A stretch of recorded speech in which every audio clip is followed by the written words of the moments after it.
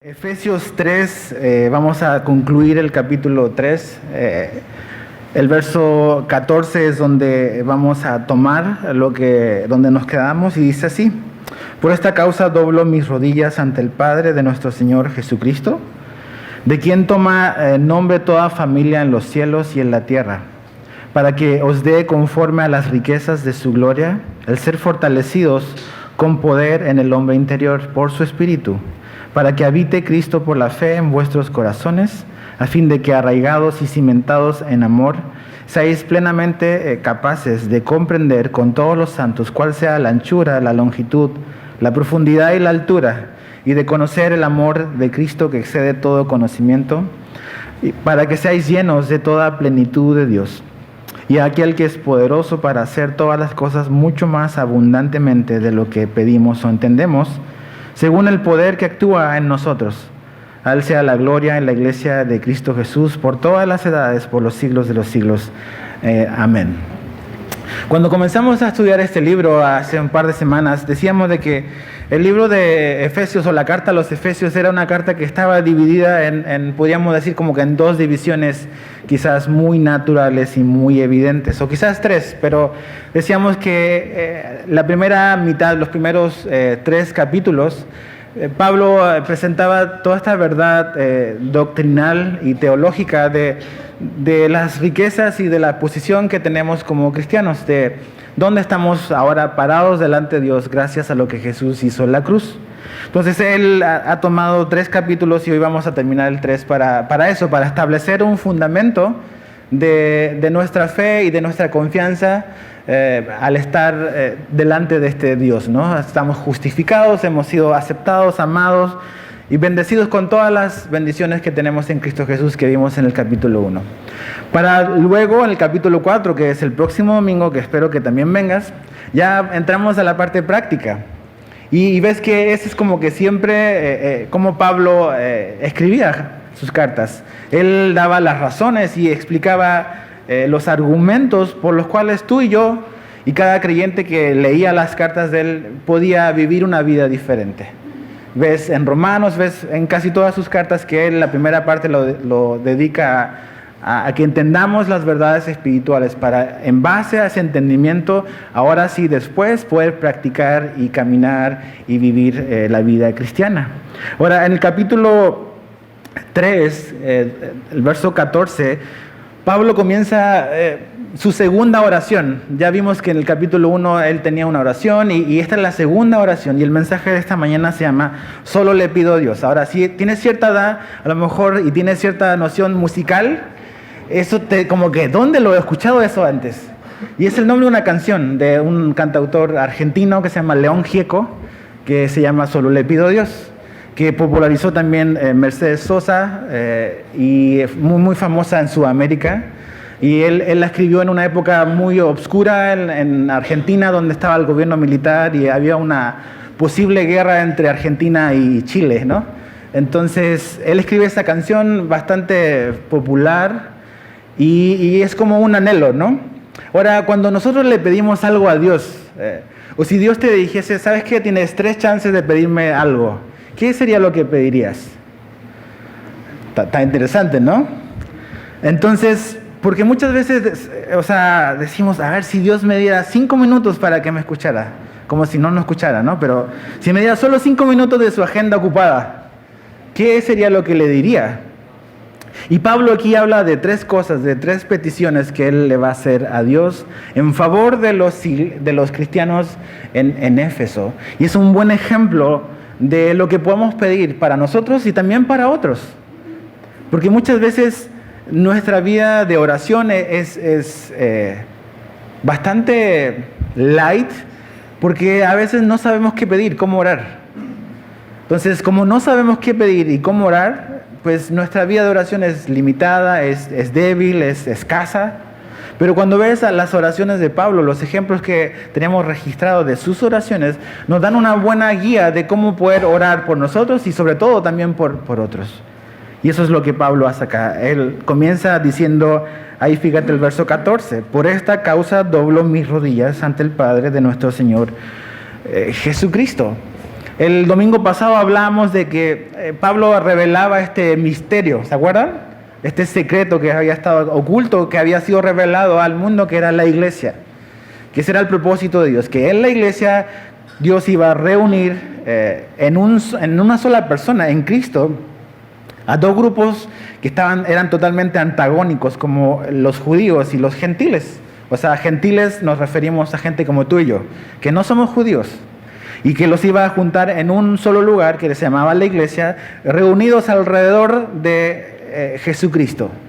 Y decía que ese era el misterio que había estado escondido desde antes de la fundación del mundo, que estaba escondido en Dios.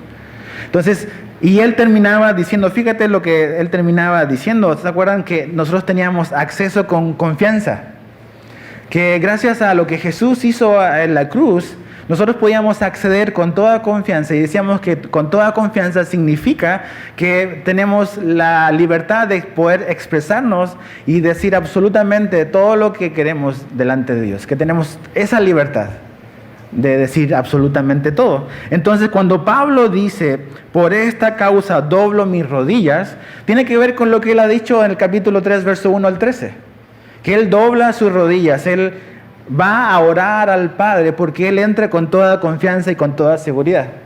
Y esa es la confianza y seguridad que tenemos los creyentes, que no vamos con un desconocido, no vamos con un extraño, vamos, y el Dios, el creador de absolutamente todas las cosas, tiene el tiempo y las ganas de poder escucharte a ti y a mí.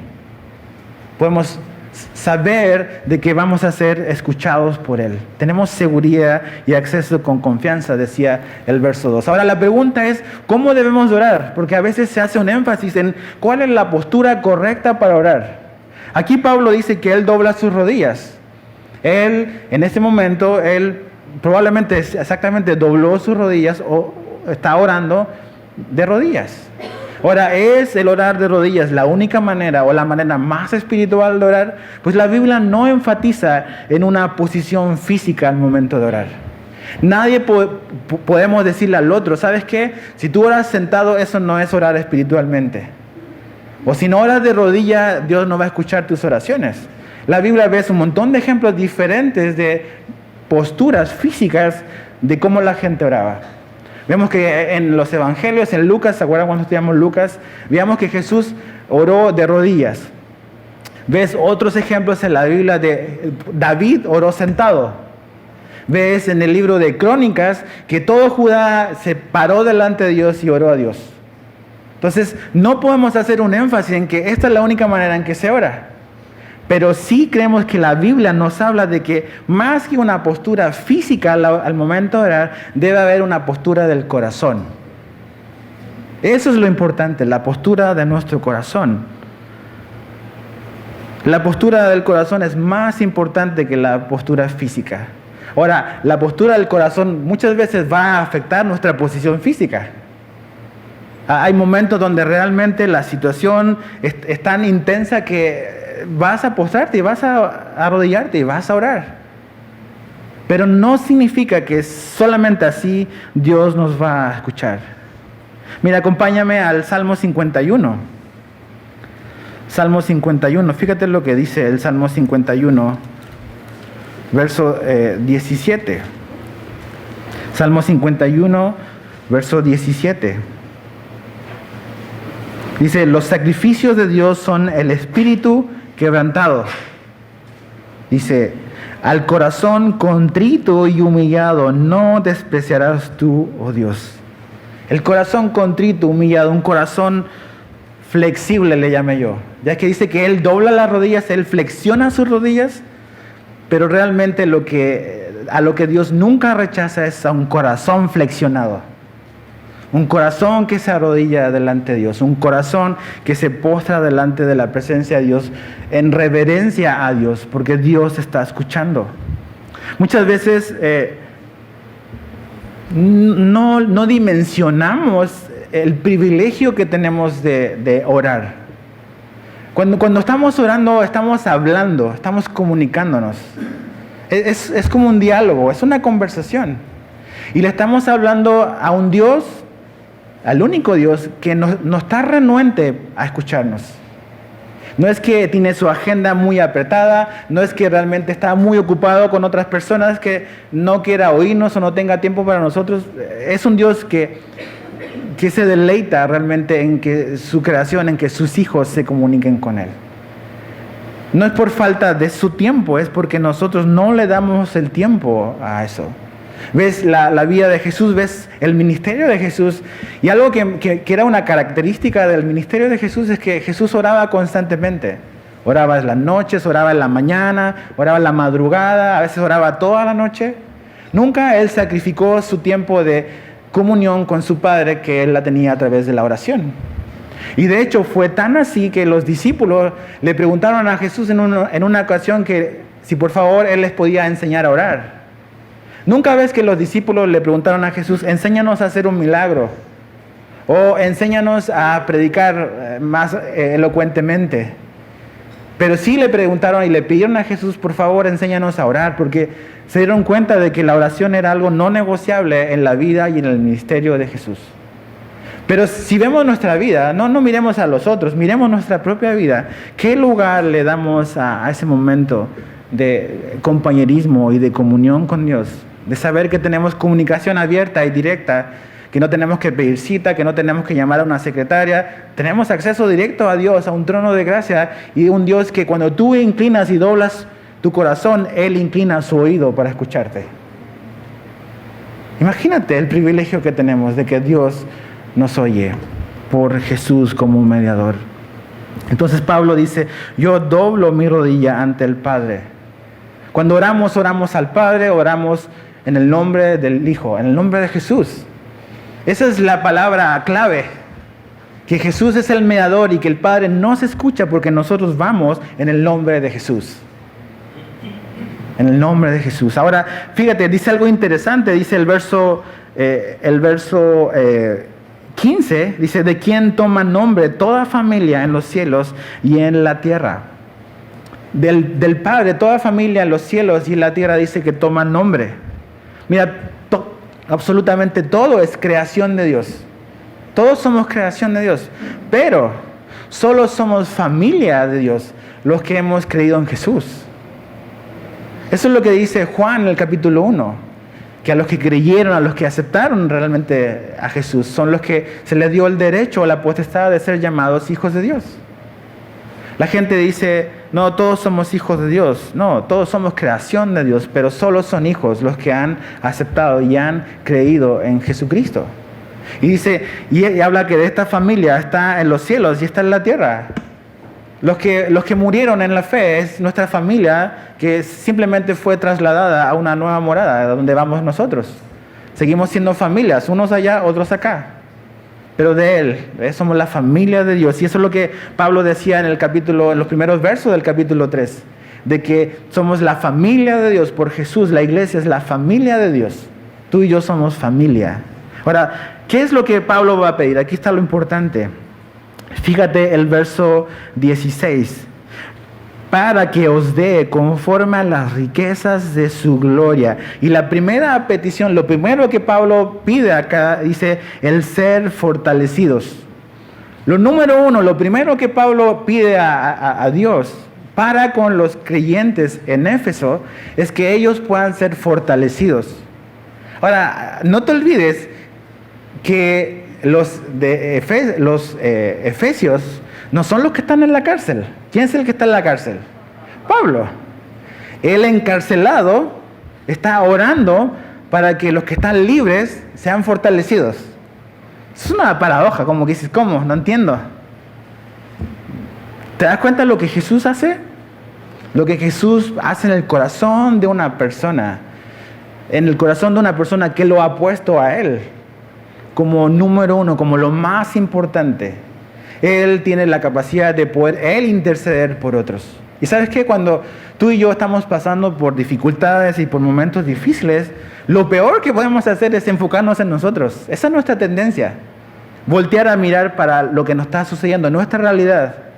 Y cuando hacemos eso nos deprimimos, nos desanimamos, pasan un montón de cosas porque estamos poniendo demasiada atención en las circunstancias que nos están pasando. Pablo mejor dedica su tiempo a orar por otros para que Dios fortalezca la vida de otras personas. Y es una buena manera de orar, para no clavarte en tus situaciones, en tus circunstancias. Orar por otros, comienza a orar por otros y pedir por esto, para que otros sean fortalecidos. Dice ser fortalecido, la palabra fortalecer quiere decir hacer fuerte. No es que los efesios no sean fuertes, sino que en la vida cristiana tú siempre puedes ser un poco más fuerte.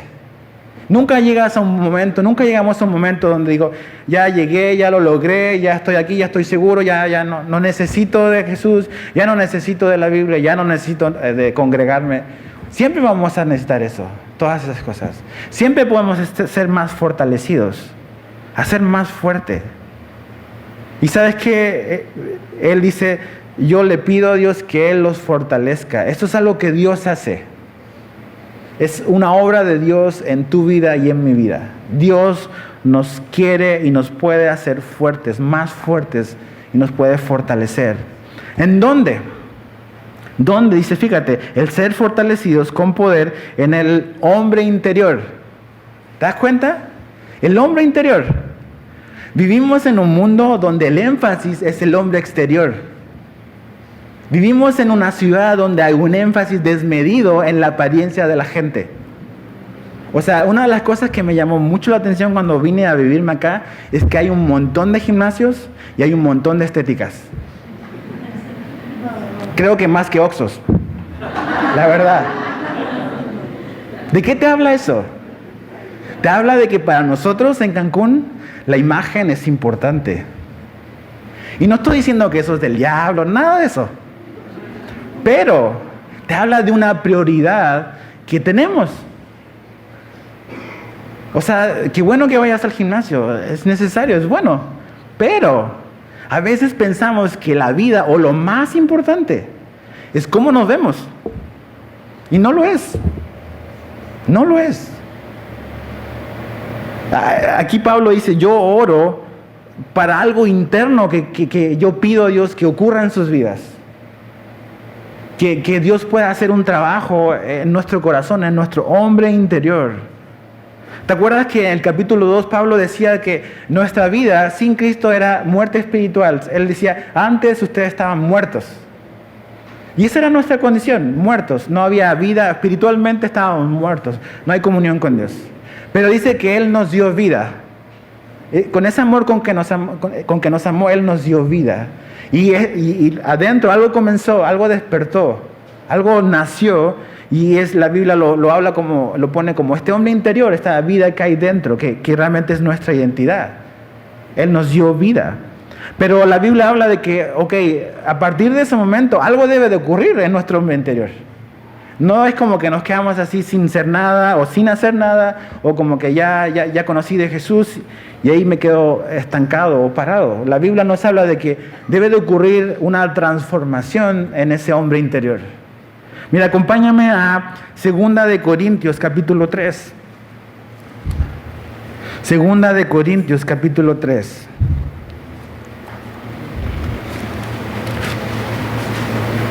Verso 18. 2 de Corintios 3, 18. Dice, por tanto, nosotros todos, mirando a cara descubierta como en un espejo la gloria del Señor, somos, ¿qué dice ahí? Transformados de gloria en gloria en la misma imagen como por el Espíritu del Señor. Somos transformados. Y no habla de una transformación externa. Habla de una transformación interna que ocurre en tu vida y en mi vida por medio del Espíritu de Dios. Una transformación. Cuando vemos la gloria del Señor. Cuando tú y yo abrimos este libro que se llama la Biblia. Y cuando dejamos que el Espíritu de Dios que nos revela y nos inspira y se revela nuestra vida a través de lo que está escrito, estamos revelando, estamos siendo expuestos a la revelación de Jesucristo. Y al conocer más al Señor, al leer, al dejar que el Espíritu Santo use este libro que está inspirado por Él, tú y yo somos transformados. Ese hombre interior es transformado por Dios. Pero no solamente eso. Pablo usa otra palabra. Mira, el capítulo siguiente, capítulo 4 de Segunda de Corintios, pero el verso 16, Segunda de Corintios 4, 16. Dice, por tanto no desmayamos antes, aunque nuestro hombre exterior se va desgastando. Pausa ahí, ¿sabes qué? Esa es la neta. Tu cuerpo se va desgastando, igual que el mío. Todo lo que sube tiene que bajar. Entonces, es la verdad. Se va desgastando y por más que tomemos nuestras vitaminas que son buenas, vamos a ponernos viejitos. Vamos a desgastarnos. Pero entonces, ¿te das cuenta otra vez el énfasis? Gastamos un montón de recursos, de tiempo, de prioridades en invertir en algo que aunque tú y yo no queramos, se va a desgastar. Pero lo importante, la prioridad, es, fíjate, el interior, dice, no obstante, se renueva de día en día. Ese trabajo interno de parte de Dios, lo hace Él. Lo hace Él y también nosotros vamos colaborando, pero lo hace Él. Hay una renovación interna. Colosenses 3, después de Efesios, síguele ahí para atrás. Colosenses capítulo 3, verso 9 al 10. Colosenses 3, 9 al 10. Dice, no mintáis los unos a los otros, habiéndoos despojado del viejo hombre. Dice, con sus hechos y revestidos del nuevo, el cual conforme a la imagen, otra vez esta idea, conforme a la imagen, dice, del que lo creó, se va renovando hasta el conocimiento pleno. Este hombre interior, esta nueva vida, la nueva realidad que tenemos en Jesús, necesita ir y va ocurriendo una transformación, una renovación. Pablo dice en Romanos 12 de que tenemos que renovar nuestro entendimiento. Y eso te corresponde, esa parte de renovar nuestro entendimiento, de cambiar nuestra manera de pensar, es una responsabilidad que te toca a ti y a mí hacer. Tenemos que cambiar nuestra manera de pensar, tenemos que alinearnos con Dios. Pero volviendo ahí a Efesios, Pablo dice, yo oro para que ustedes sean fortalecidos, pero ¿fortalecidos con qué? Dice, con poder, por su Espíritu. O sea, Pablo ora para que el creyente, para que los creyentes de Éfeso puedan experimentar el poder de Dios por medio de su Espíritu para poder vivir vidas victoriosas, vidas que glorifiquen a Dios por su Espíritu. O sea, ¿cuántos de nosotros realmente necesitamos el poder de Dios simplemente para salir a la calle? Para poder enfrentar las circunstancias de la vida real, ¿ves? Necesitamos su poder, necesitamos ese poder para ser fortalecidos. Es interesante que aquí Pablo dice, él no está orando y no pide que Dios les dé este poder para hacer milagros. No pide para eso. No estoy diciendo que eso no ocurra y que eso está mal, pero Pablo está interesado en la vida del creyente real, en el mundo real, donde hay problemas reales, donde el dolor es real, donde las desilusiones son reales. Y para poder vivir y enfrentar esas situaciones, tú y yo necesitamos ser fortalecidos con el poder de su Espíritu. El poder de Dios, el poder obrando de su Espíritu en nosotros. Es la promesa del Padre. ¿Ves? El Espíritu Santo no es un invento pentecostal, es la promesa del Padre. Es lo que tú y yo necesitamos para vivir vidas victoriosas sobre la tentación, sobre el pecado. ¿Te acuerdas lo que dijo Jesús en Hechos 1:8? Recibiréis poder cuando haya venido sobre ustedes el Espíritu Santo. Y me seréis testigos. Y ahí ves la conexión que Jesús hace entre el que va a venir, que es el Consolador, como Él dice, y el propósito de su venida, para ser testigos. ¿Por qué? Porque en este mundo necesita ver testigos, gente que dé fe, dé testimonio de que Jesús es real. ¿Y cómo el mundo lo va a ver? ¿Con nuestras palabras? Claro, pero ¿sabes qué? Con nuestras vidas. El mundo está cansado a veces de escucharnos, el mundo quiere empezar a ver que lo que decimos es consecuente en cómo vivimos. Y eso no va a ocurrir en tu vida echándole ganas. No. Eso va a ocurrir en nuestra vida cuando descansamos y confiamos y somos capacitados por la tercera persona de la Trinidad. No es una fuerza abstracta. Esto no es la guerra de las galaxias. Es Dios, es la tercera persona de la Trinidad. Es el Espíritu Santo. Él viene a fortalecernos. Lo segundo que pide Pablo está en el verso 17. Para que habite Cristo por la fe en vuestros corazones. Para que habite Cristo. La idea de habitar quiere decir alojar permanentemente. También se podría decir como residir en un lugar.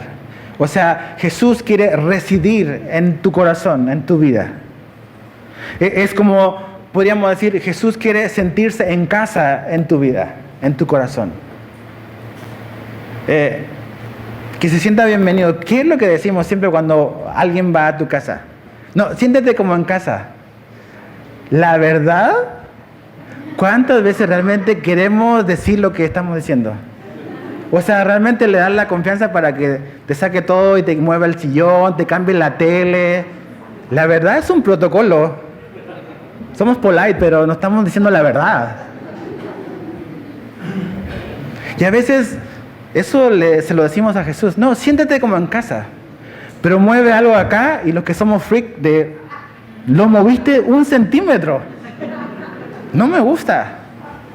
Y Dios empieza a mover. Pues si tú me dijiste que me sienta como en casa, ¿no? Además, yo compré esta casa. La visita eres tú. Pero, ¿sí o no? Sí. Le decimos, sí, tú eres el Señor y cantamos y todo el rollo. Pero cuando realmente Él empieza a actuar como el dueño de la casa y como el residente, no nos gusta. Y por eso Pablo sabe que es necesario orar por eso. Para que Jesús se sienta como en casa, en nuestro corazón, en nuestra vida. Cuando recibes visitas y no, o sea, mi hermana está viviendo conmigo. Cuando recibes visitas y la gente va a vivir a tu casa, las primeras semanas son espectaculares. Pero después, ¿qué crees que pasa? Empiezan las diferencias. Porque tú estás acostumbrado, uno está acostumbrado a que yo hago las cosas en mi casa como yo quiero. Entonces, cuando alguien más, aunque sea tu familia, viene y empieza como que a actuar y a hacer otras cosas, de primero te las empiezas a guardar, pero te empieza a molestar. ¿O soy yo el único que...? Ah, ya, ok. Dije, todos espirituales, ¿eh? Qué bueno. Entonces, empiezas como que, ya, pero llega un momento donde ya dices, o sea, ¿qué onda, no? Y como que dices, das ciertos comentarios y lastimas a la otra persona. Y sabes que, o sea, Jesús está en nuestra vida y nosotros empezamos así a ponernos como que complicados con Él. Él quiere hacer cambios. Él quiere poner las cosas en orden en tu vida. Quiere poner tu vida amorosa en orden. Quiere poner tu matrimonio en orden. Quiere poner tus finanzas en orden. Quiere poner todo en orden, donde debe de ir. O sea, no hay mejor decorador que Jesús, créeme.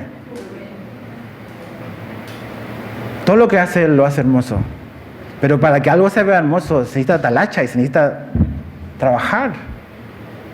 Eso no nos gusta. Pero Dios es bueno y necesitamos orar por eso. Para que nuestra vida pueda ser algo donde Jesús se pueda sentir bienvenido. Leía un libro donde este autor decía, cuando Dios se le apareció a Abraham, cuando Dios iba rumbo a Sodoma para destruir esas ciudades, creemos que uno de los que se aparece ahí es Dios, es Jesús preencarnado. Y él fue a la tienda de campaña donde estaba Abraham. Y él se sintió bienvenido ahí. No se sintió bienvenido en la casa de Lot en Sodoma. Pero sí con Abraham. ¿Ves? Y es interesante, la Biblia nos dice que Lot es un hombre justo, lo pone como justificado.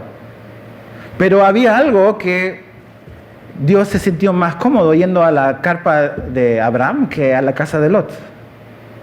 Entonces eso te habla de que hay ciertas cosas en nuestra vida que hacen sentir incómodo a Dios. Dice la Biblia que no entristezcamos al Espíritu Santo. Lo que tú y yo miramos, lo que tú y yo miramos en la tele, en la televisión, lo que escuchamos en la radio, con la gente que tenemos compañerismo. No es que vivamos aislados en un convento, no, esa no es la idea. Pero, ¿sabes qué? Acuérdate que tu vida, mi vida, o sea, el Espíritu de Dios vive dentro de nosotros. Y lo que tú y yo estamos diciendo, lo que tú y yo estamos mirando, Él también lo está mirando. Él también lo está viendo.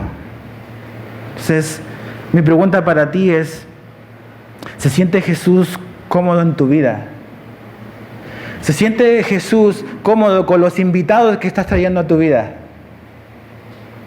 ¿Se siente Jesús bienvenido con los cambios que tú quieres hacer en tu vida? ¿O sería algo que traería incomodidad para Él? Los cambios que Él quiere hacer en mi vida van a ser incómodos para mí, pero van a ser buenos. Los cambios que tú quieres hacer en tu propia sabiduría van a incomodarlo a Él y no tienen nada de buenos. Absolutamente nada. Necesitamos orar para que nuestra vida sea transformada y fortalecida para que Jesús pueda sentirse como en casa en nuestro corazón. ¿Te acuerdas? Uno de las partes del mensaje de Jesús a las iglesias en Apocalipsis 3:20 es esta imagen de Jesús tocando la puerta. Jesús está afuera y le está tocando la puerta a una iglesia. ¿Te imaginas eso? ¿No se supone que Jesús está en medio de su iglesia? Y ves esta imagen que Jesús dice, yo estoy golpeando la puerta, si tú me abres yo voy a entrar y voy a comer contigo. Es posible ¿por qué lo pone a Jesús ahí? Porque a veces, aunque nos llamamos la iglesia de Cristo, podemos hacer ciertas cosas y estar en un montón de cosas que a lo mejor Jesús no se siente lo más bienvenido entre nosotros. Como en casa. Ahora, aquí Pablo habla de cosas importantes que van a ocurrir cuando Cristo se siente como en casa, cuando Cristo habita en nuestra vida. Fíjate, dos palabras importantes. El verso 17 dice, a fin de que arraigados y cimentados, dice, en amor. Arraigados y cimentados. Y Pablo usa como que dos palabras que tienen que ver primero, arraigados, con la parte como que de agricultura, de árboles, que tienen una raíz y que están ahí enterrados y realmente eso es lo que Dios quiere que ocurra, que tú y yo podamos echar raíces firmes, porque las raíces son importantes para un árbol. ¿Sabes por qué son importantes para un árbol? Porque las raíces son la manera en que un árbol obtiene los nutrientes de la tierra. Si un árbol no tiene raíces, no va a sacar lo que necesita de la tierra. Y si tú y yo no profundizamos las raíces, no vamos a poder ser alimentados y crecer. Tenemos que tener raíces. Eso te habla de profundidad. Jesús quiere que tú alcances profundidad. Que estés bien seguro para abajo, porque si estás bien seguro para abajo, vas a estar bien seguro para arriba. No puedes crecer, no puedes madurar si no estás seguro abajo. Y la raíz te da eso, recibes los alimentos, pero también te da estabilidad. Si los árboles no tuviesen raíces, al primer viento que pasa, se caen. Entonces te habla de alimento y estabilidad. Y eso ocurre, hay alimento en tu vida, hay estabilidad en tu vida cuando Cristo vive en tu vida. Y cuando Él no es un visitante esporádico, sino que es un residente. No va a haber estabilidad en mi vida cuando veo a Jesús como una visita en mi vida. Él quiere residir y cuando eso ocurre va a empezar a ocurrir algo que se llama crecimiento, madurez. Madurez. Ahora, es importante cómo obtenemos madurez, cómo podemos crecer. Mira, vamos al libro de Hebreos. Hebreos capítulo 5. Hebreos 5, versos 12 al 14. Hebreos 5, 12 al 14 dice, porque debiendo ya ser maestros, después de tanto tiempo, ¿cuánto tiempo llevas de ser creyente? A lo mejor dices, no, yo tengo apenas un año, ok, pero los que tenemos más.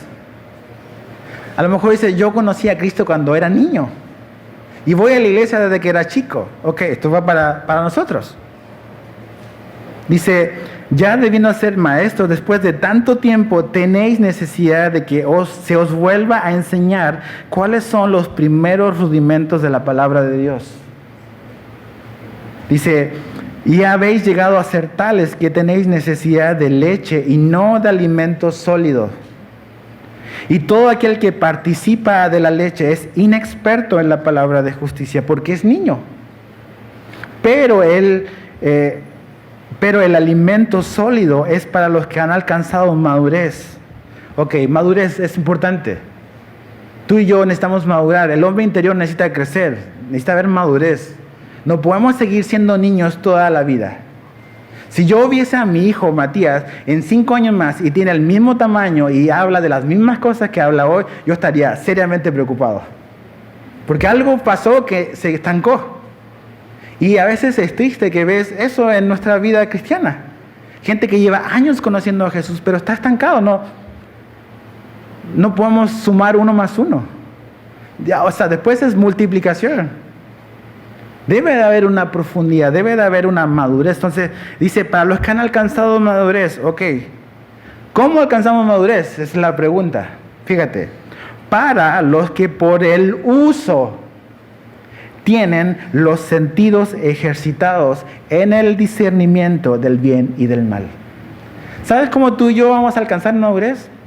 Usando, poniendo en práctica lo que escuchamos, lo que leemos, lo que conocemos de Dios. Si tú y yo simplemente nos quedamos con escuchar y no vivir, vamos a ser cristianos inmaduros toda nuestra vida. Y esa es la tragedia a veces de la iglesia cristiana. Que en vez de ser un lugar donde hay cristianos maduros, parece un kinder. Donde andamos todos gritando, ¿no?, entre nosotros, corriendo de aquí para allá. Somos salvos, pero no hay madurez. ¿Qué pasó? ¿Por qué un niño va creciendo? Porque va asimilando y va practicando que tiene que trazar las líneas rectas. Que no se puede salir de la línea para pintar. Que después de 1 más 1 va aprendiendo sumas y restas, multiplicación y división. Pero eso lo hace practicándolo. Pero si no practicamos, nunca vamos a poder asimilar la verdad y siempre nos vamos a quedar en un nivel inmaduro. Poniendo el ejemplo del gimnasio. Tú puedes comprarte unos buenos tenis, puedes comprarte ropa deportiva, tener todo listo, hasta bajar la aplicación en tu celular para quemar calorías.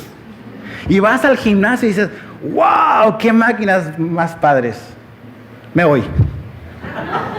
Y fui al gimnasio. Y estaba todo provisto. Estaba todo ahí para que lo uses. Pero ¿qué pasó? No lo usaste. La grasa no va a desaparecer mágicamente. La grasa no se va a convertir en músculo. La grasa tiene que desaparecer. Y el músculo va a ser formado. Pero eso va a ocurrir cuando tú empiezas a hacer las máquinas. No simplemente por decir, qué padres máquinas. Me inscribí, pagué el gimnasio, pero nunca fui. Tienes la iglesia, tienes la Biblia. Pero si nunca vas y nunca lo usas, créeme que vas a estar siempre así. No hay de otra. El uso, arraigados, cimentados. La idea de cimentados habla de poner un cimiento firme. ¿Te acuerdas qué dijo Jesús? Dice, el que oye estas palabras y las hace. Esa palabra es importante. Y las hace. Los voy a comparar con un hombre prudente o sabio que al edificar su casa puso un cimiento y construyó sobre la roca. Lucas usa otra palabra. Jesús dice que cavó y ahondó para construir. O sea, aquí vivimos en una tierra de huracanes. Me acuerdo cuando vino el huracán Wilma, hace 11 años atrás. Habían un montón de construcciones bien bonitas, los arquitectos y wow, dices, qué impresionante, pero vino el huracán y se los llevó todo. Porque a veces esa es nuestra... Estamos más preocupados de la apariencia y no de profundidad. Y créeme, Jesús dijo que las lluvias y las tormentas van a venir. O sea, en el pronóstico de vida, el pronóstico del tiempo para tu vida tiene anunciado huracán, ¿sabías? Inundación. Eso va a venir. Pero ¿qué vas a hacer? ¿Cómo vas a prevenir? Y ¿sabes qué? No es así como que compras de pánico. Alguien sabio se prepara con tiempo para la época de lluvias. Va a impermeabilizar, va a sellar, va a asegurarse que todo está en orden, porque sabe que a partir de julio, y lo hemos sabido en el local, viene agua y se mete el agua. Ahora, las tormentas y las pruebas son buenas, ¿sabes por qué? Porque como en una casa, cuando llueve mucho, se mete el agua, eso te ayuda a identificar dónde está la filtración. En tu vida, en mi vida, las pruebas son buenas porque donde se mete el agua puedes hacer algo al respecto. Y cuando viene la dificultad y Dios te revela algo, tú y yo pensaba que estaba firme, pero realmente no estaba tan firme como pensaba. Y Jesús siempre lo supo. Nada más yo no lo sabía. Entonces veo la filtración en mi vida, algo tengo que poner, o sea, eso arreglarlo. Y Jesús dice, yo lo quiero arreglar. Dame chance a mí. Él lo hace. Cimentados. Tercera cosa, volviendo a Efesios. Está en el verso 18. Dice, seis plenamente capaces de, la primera parte es comprender, dice, con todos los santos cuál sea la anchura, la longitud, la profundidad y la altura, y de conocer el amor de Cristo que excede a todo conocimiento. Entonces, la tercera petición que Pablo, por la cual él ora, sería comprender y conocer. Eso está como que unido. Comprender y conocer. Y que la palabra conocer quiere decir conocer, saber, entender. Pero la palabra comprender que usa Pablo es una palabra un poco más profunda que simplemente saber algo o saber sobre algo. La palabra comprender quiere decir tomar, apoderarse, hacer tuyo. Y eso es importante porque estas verdades, el amor de Cristo es algo que tú debes de hacer tuyo. No es simplemente saber Dios me ama. Porque lo sabemos y qué bueno que lo tenemos aquí intelectualmente. Pero la idea de comprender es yo agarro esa verdad y la hago mía. Es otra vez como el ejemplo del gimnasio. Yo puedo tener todo y saber de que tengo una membresía anual al mejor club deportivo de la ciudad. Pero si yo no voy y lo hago mío y voy hasta allá y lo empiezo a usar, va a ser simplemente información en mi mente. Y esto que Pablo está diciendo es algo que los cristianos deben de saber, pero sobre todo debemos de experimentar. ¿Has experimentado el amor de Cristo? No que te lo digan Dios te ama, no, eso es importante. Pero has experimentado su amor en tu vida. ¿Lo has hecho tuyo o no? Dice que este amor es ancho, es largo, es profundo, es alto. Esos son los 4 puntos cardinales de la cruz. Así nos amó Dios. Y ves en la Biblia que siempre la máxima demostración de amor de Dios para con nosotros está conectada con la cruz de Jesús. No hay mayor demostración del amor de Dios para tu vida en que Él envió a su Hijo Jesucristo para morir por tus pecados, por mis pecados. Cada vez que digas Dios no me ama o dudo de que Dios me ama, mira la cruz, por favor. Dios no estaba jugando ahí. Lo que Jesús pasó no fue un juego para Él. A ti y a mí no nos costó absolutamente nada. A Él le costó su vida. Dios no estaba jugando cuando Él nos dijo que nos amaba. Jesús es el Cordero de Dios.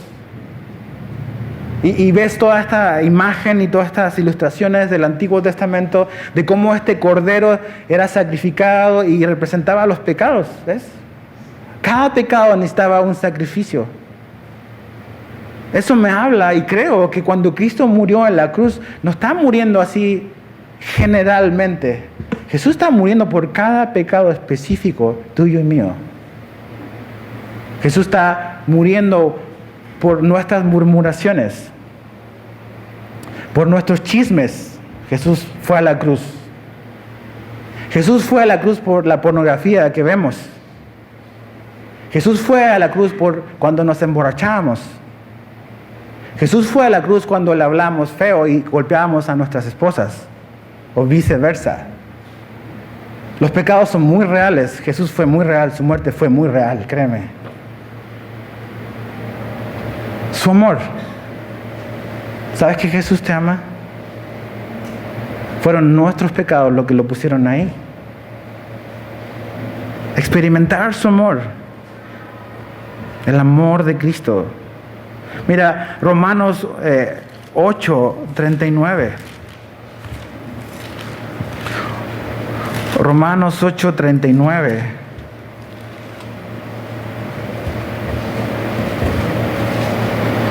Por lo cual estoy seguro que ni la muerte, ni la vida, ni ángeles, ni principados, ni potestades, ni lo presente, ni lo porvenir, ni lo alto, ni lo profundo.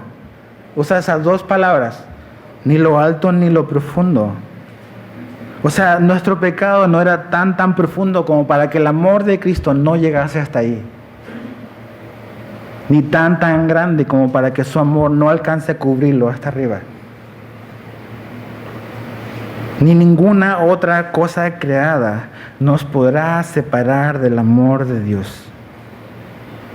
¿Ves? Aquí pone a todas las cosas o a muchas cosas a las cuales le tenemos miedo. La gente le tiene miedo a morir, la gente le tiene miedo a lo desconocido, la gente le tiene miedo al mundo espiritual, le tiene miedo a la vida. Hay gente que tiene miedo de vivir. Y dice, nada, ninguna cosa, absolutamente ninguna de esas cosas nos va a separar del amor de Cristo, porque el amor de Cristo es mucho más grande que cualquiera una de esas cosas. Y esto está dicho para que tú y yo estemos seguros. Entonces, ¿por qué temes? ¿Por qué hay miedo? Yo igual me incluyo. Yo tengo mis miedos también. Pero tenemos que voltear a ver a este Jesús, ¿ves? Que demostró y derramó hasta su última gota de sangre para demostrarnos cuánto nos amaba y cuán seriamente estaba hablando al venir a salvarnos. Y que el pecado es muy real. ¿Ves? El pecado nos separa de Dios. Pero en su amor y en su amor a través de la cruz podemos ser reconciliados con Dios. Tu pecado, mi pecado, pone distancia con Dios. Arrepiéntete. Deja eso atrás. Da un giro de 180 grados.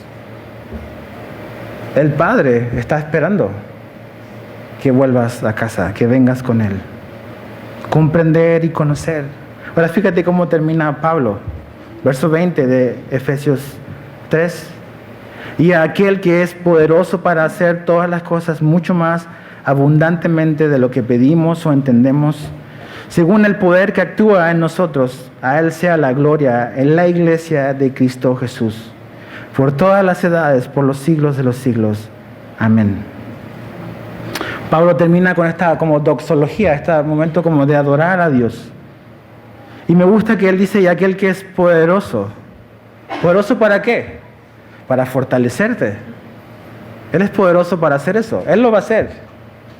Él es poderoso para hacer los ajustes necesarios en tu vida y en mi vida para que Cristo se sienta como en casa. Él es poderoso para que nos pueda ayudar a comprender y a entender el amor de su Hijo. Él es poderoso para hacer eso y mucho, mucho más. No es échale ganas. No es tú puedes. No es tú eres el campeón.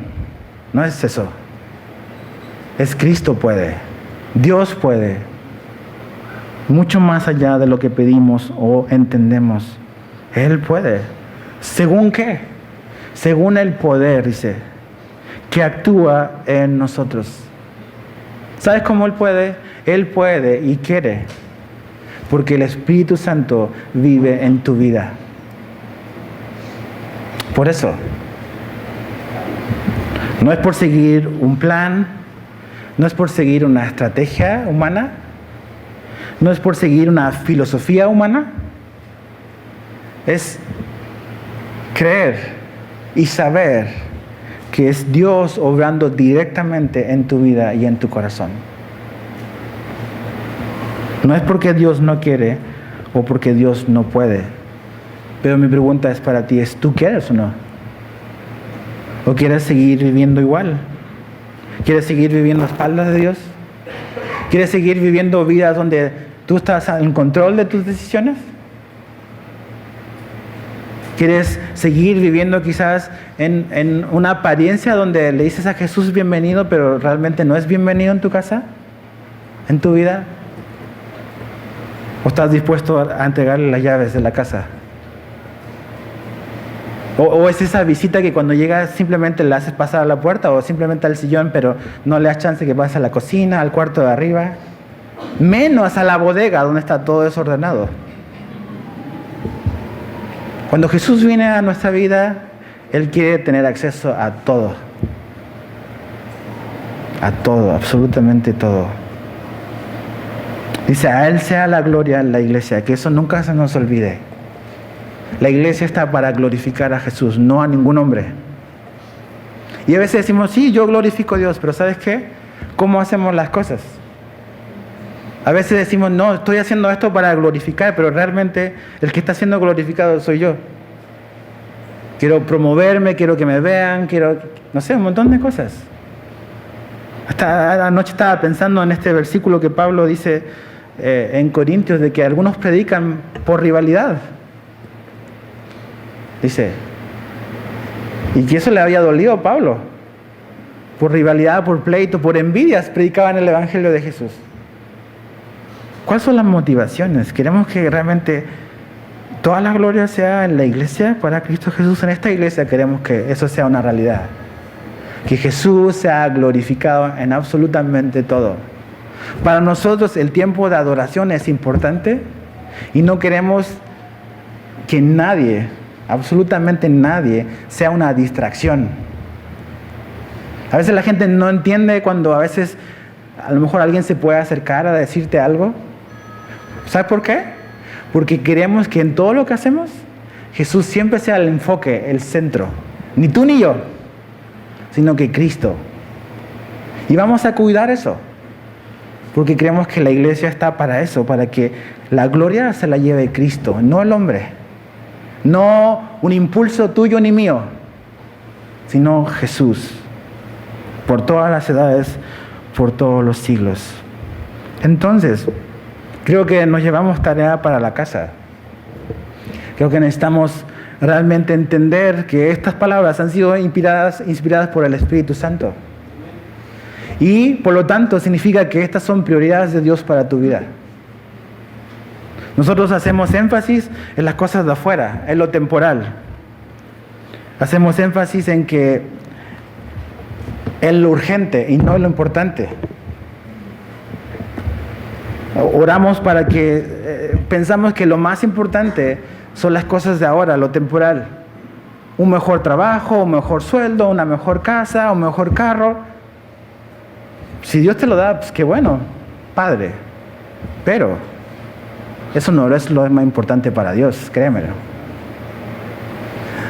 Pablo nunca oró por una iglesia para que sea prosperada materialmente.